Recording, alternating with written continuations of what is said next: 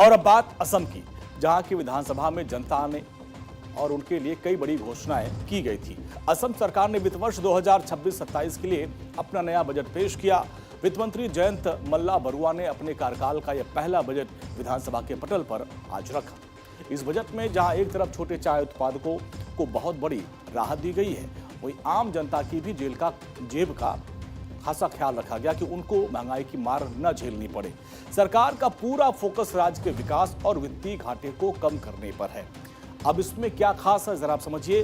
वित्त वर्ष 2026-27 के लिए 2,85,084 करोड़ का बजट पेश किया गया, जिसमें टैक्स छूट के लिए सालाना आय 2.5 लाख रुपए से बढ़ाकर 10 लाख रुपए की गई है।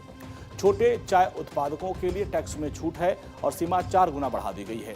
पाइप वाली प्राकृतिक गैस पर वैट में करीब 10% की कटौती की गई है। पिछले 5 साल से चल रही सभी बड़ी योजनाएं आगे भी चलती रहेंगी, यानी राहत देने की कोशिश की गई है। असम के इस बजट में आम जनता को राहत देने के साथ साथ राज्य की तिजोरी का भी पूरा हिसाब किताब सामने रखा गया। सरकार ने कमाई और खर्च का पूरा जो ब्यौरा दिया, उससे साफ है कि असम में वित्तीय स्थिति अब पहले से मजबूत हो रही है। आइए आंकड़ों के जरिए सीधे और सरल जुबानी में आपको समझाते हैं कि असम सरकार के पास कितना पैसा आया और कितना खर्च होगा। तो बजट के आंकड़े और कमाई के खर्च पूरा सब कुछ आप समझिए। असम सरकार की जो कुल प्राप्तियां हैं वो 2,88,309.45 करोड़ रही है और इस साल कुल 2,85,084.45 करोड़ का खर्च करने का सरकार का लक्ष्य है। और इस फंड में 1,51,843.23 करोड़ रुपए खर्च और जिसमें ये आए हैं, जिसमें खर्च कितना होगा, 1,56,714.88 करोड़ का खर्च किया जाएगा।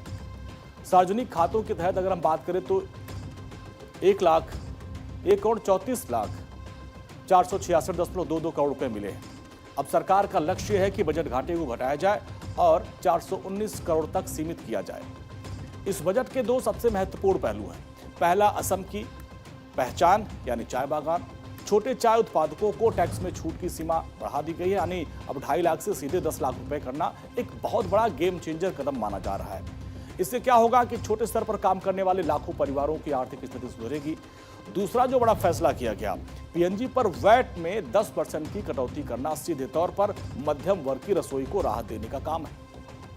और सबसे अच्छी बात इसमें है कि सरकार पुरानी कल्याणकारी योजनाओं को बंद नहीं कर रही है, उसको आगे भी जारी रखेगी और बजट घाटे को भी नियंत्रण करने की पूरी कोशिश कर रही है।